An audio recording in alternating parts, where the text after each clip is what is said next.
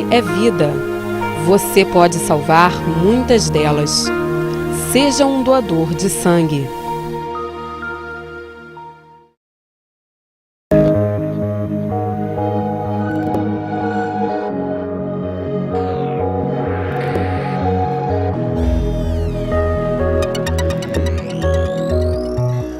E amigos, voltamos para poder responder uma pergunta importante. Estamos falando de dependência química e estamos recebendo hoje Marcos Moraes, que é coordenador terapêutico do SOS Vida.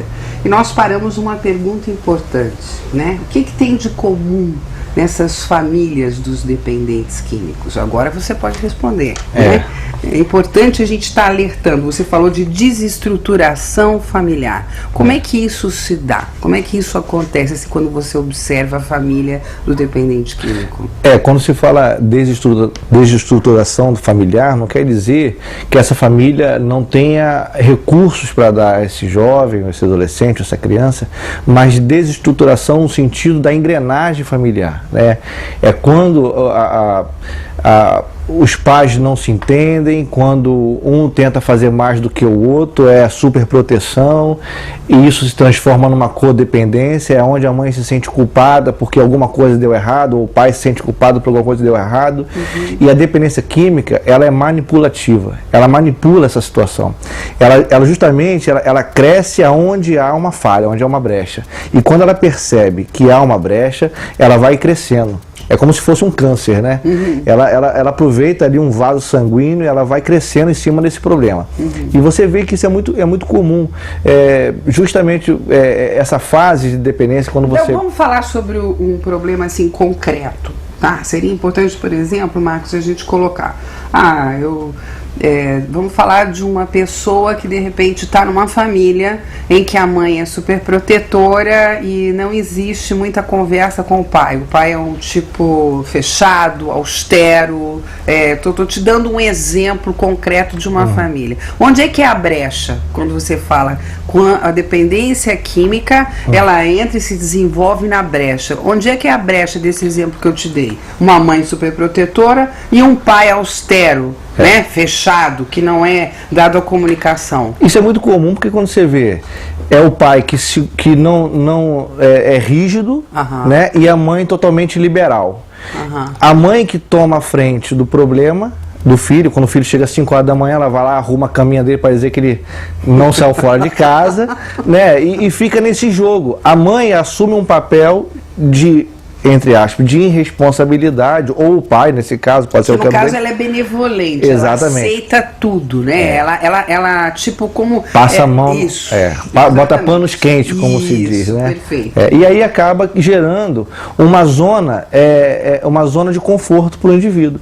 Porque ele vai crescendo naquele processo ali, é a mãe que briga com o pai, então o problema não é mais com ele. O problema é o relacionamento da mãe com o pai, e ele fica fora daquilo. E ficar fora disso, ele acaba se beneficiando, ou acho que a palavra não é bem essa, mas acaba agravando o problema porque ninguém olha mais para ele. Aí fica o pai olhando para os defeitos da mãe e a mãe, por sua vez, olhando, né, a rigidez do pai. E aí fica a família toda voltada por um processo que não tem nada a ver com a dependência química, com o desenvolvimento da doença, e a doença está crescendo ali. Entendi. Quando vai ver já não tem mais... Que é o câncer que você falou. Exatamente. Então, o que a gente poderia assim, sugerir como prevenção? Você falou dos pais mesmo trabalhando fora, acompanhar o filho, como é que ele está na escola, né? Conversar com o filho, fazer uma reuniãozinha, de repente chamar os amigos, conhecer esses amigos, né? Mais alguma coisa que você acha que seria importante? Olha, quando se há só a suspeita de que isso esteja acontecendo, de que o filho está envolvido com algum tipo de droga, ou não, ou está se iniciando um processo, é importante a conversa familiar, sentar, bater um papo, porque eu não acredito muito nessa ideia de que nós não temos tempo. Eu acho que tempo se tem para tudo. Acho que se você quiser, você arruma tempo para ver um jogo, para ir num cinema, tem tempo para tudo. Né? Principalmente com a família. A família é importante, então tem que estar sentando de vez em quando, periodicamente, sentando, batendo um papo, comer uma pipoca junto. E esse tipo de relacionamento você vai percebendo que você é pai, você é mãe, então você vai percebendo que alguma coisa está errada. E ali você se aproximando cada vez mais. Quando o problema já está avançado e você percebe que já foi diagnosticado que há o uso, aí é importante um atendimento profissional, familiar, grupo de família, que nós temos lá também, todas as terças-feiras, né, grupo de família, bater um papo todo mundo junto, isso é importante, isso não é problema nenhum, isso é, ao contrário, é a solução do problema. Né? E essa forma de tratar o problema desse jeito, de uma forma mais madura, é que vai dar resultado lá na frente. Sim, com certeza. E quando a gente pensa, por exemplo, na família desestruturada, porque uma vez eu vi uma cena que me chamou muito a atenção. Numa festa, uma criança devia ter 2 para 3 anos, né? E ela usava ainda a chupeta. E eu vi o pai pegando a chupeta, molhando no vinho e dando para a criança, né? E já vi essa cena com cerveja, com vinho, em várias situações. Como é que você vê isso? Né? Porque isso é importante a gente estar passando, né? O que isso faz com uma criança? O que os pais estão fazendo quando estão tendo esse ato? É correto, não é correto? Como é que é a sua visão? Olha, eu acredito que esse assunto é um assunto bem polêmico, no sentido de que, nem digo mais polêmico, eu acho que já foi tão fragmentado na sociedade que é claro que isso é uma falta de responsabilidade com o ser humano. Seja filho, seja neto, seja irmão, seja sobrinho, seja quem for, é irresponsabilidade. Tanto é que hoje, quando acontece uma cena dessa, isso rapidamente é divulgado na internet, já mostra, né, o pai, de vez em quando você vê na televisão, a criança segurando uma arma, aí já posta na internet, todo mundo fica indignado. Esse assunto é um assunto que há umas 2 décadas atrás era muito comum. Era algo normal uma criança pegar um copo de cerveja para um pai, era algo normal uma criança acender um cigarro para o pai, era algo normal uma criança molhar a chupetinha, era algo normal alguém dizer que quando está bêbado dirige melhor. Isso era uma coisa muito comum. Sim. Né? Agora, esse assunto está sendo muito debatido e as pessoas estão tendo noção sobre o que é dependência química. E por omissão do Estado, a gente percebe que esse assunto está sendo debatido agora. Não tem 2 décadas que nós estamos falando sobre dependência química.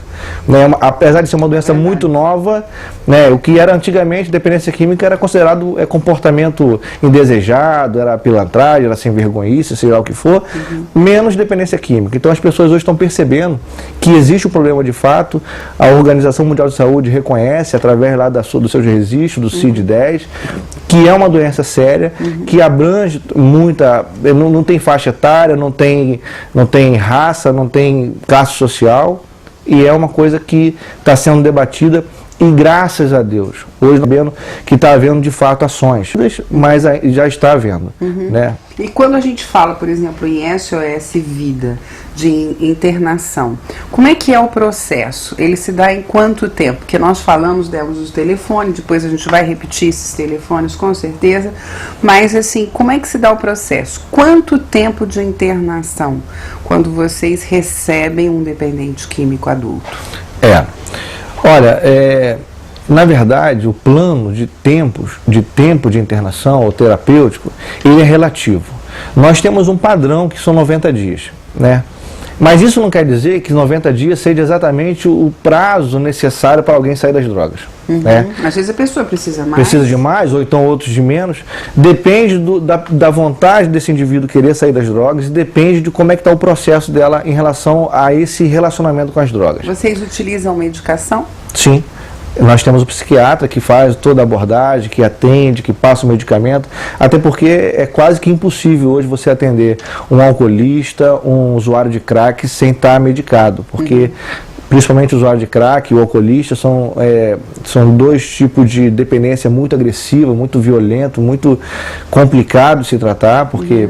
E quantas pessoas fazem parte do corpo, no caso da internação SOS Vida? Você tem psiquiatra, você tem psicólogo? Nós temos 2 psicólogos, temos um psiquiatra, temos 4 conselheiros em dependência química, são técnicos em dependência química, tem 3 coordenadores, tem o o pastor Eduardo, que é o diretor da instituição.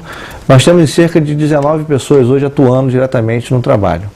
19 pessoas que estão atendendo essa demanda, não só na questão da internação, mas como no ambulatório, como na prevenção, como no grupo familiar, como no pós-tratamento, como no atendimento psicológico em geral. São Vocês trabalham com a psicoterapia de grupo? Trabalhamos também. Fazemos esse trabalho toda sexta-feira com a doutora Marta Lata, que é a nossa psicóloga.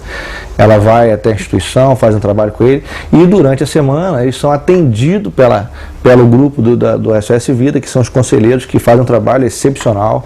Até parabenizar, aproveitar o espaço, isso porque é muito bom, a gente está muito incentivar, muito feliz com o trabalho que eles têm, né, realizado na instituição, pessoas sérias, comprometidas. E um detalhe, todos os nossos conselheiros são pessoas que já passaram pelo nosso tratamento. Ah, é? Todos. Isso é importantíssimo. Todos eles já passaram pelo tratamento, são pessoas que foram marginalizadas, rejeitadas pela sociedade, que tinham uma vida totalmente perdidas e hoje são referenciais nos seus bairros, na sua família, na sua casa, e a gente fica muito orgulhoso disso. Com certeza, e principalmente é um incentivo muito grande para quem está entrando, né? Porque é uma experiência viva de quem passou por uma situação difícil, né? E conseguiu dar a volta por cima, com certeza, né? E se equilibrar.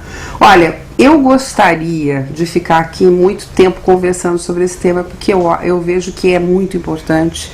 Principalmente, eu quero até pedir que você retorne outras vezes para a gente estar esclarecendo e de repente trazer mais pessoas também do seu grupo, para que as pessoas possam conhecer um pouco mais de um trabalho tão grandioso como vocês estão fazendo. Eu gostaria também de parabenizá-lo, né? Em nome assim de todo o programa, né, de toda a TV, todo o Canal 7, porque a gente percebe que é um trabalho sério e que ajuda muitas pessoas, né? Parabéns a você, a sua equipe, né? Obrigado. E principalmente porque eu sei que quem coordena, né, é o gestor. E o gestor, ele espelha muita coisa aí, a sua equipe, e com certeza você está fazendo um trabalho digno, e eu quero parabenizar, e a gente tem que incentivar sempre o que é bom. Não é isso? Obrigada aí pela sua participação. Obrigado. E quero também falar um pouquinho com você, que é de Cabo Frio e que prestou atenção nesse programa. É um programa importante, sério, e a gente precisa sempre da sua participação. Mande seus e-mails, tá? Para akuhl@ig.com.br ou ligue pra gente 7811 2268 ou 2645 6509. Quando você fala em dependência química, nós comentamos uma coisa aqui muito importante, essa questão familiar. Você que está aí prestando atenção deve ter como foco, não é, o equilíbrio familiar. Buscar, se você não está conseguindo, busque ajuda. Não é? Aqui nós demos algumas dicas, os telefones vão estar também novamente aparecendo para vocês aí do SOS Vida, para que vocês possam ligar e possam buscar ajuda de profissionais que estão fazendo um trabalho e que podem ajudar você. E eu sei que se você vive isso hoje na sua casa, na sua família, você deve estar passando por uma situação de desespero. Não fique aí sozinho desesperado. Busque ajuda, ligue. Nós estamos aqui para isso, para dar dicas e para que você possa buscar o equilíbrio. Nós conversamos aqui com Marcos Moraes, que é o coordenador terapêutico do SOS Vida, que nos passou algumas dicas, e é importante que você pense seriamente sobre a sua vida. Você pode viver bem e pode viver feliz e com equilíbrio, mas não fique só. Não fique só, que isso não é bom nem para você, nem para sua família. O desespero, né, leva à loucura, e nós não queremos isso. Pelo contrário, nós queremos alegria, equilíbrio e vida saudável. Obrigada pela atenção e até a próxima semana, se Deus quiser.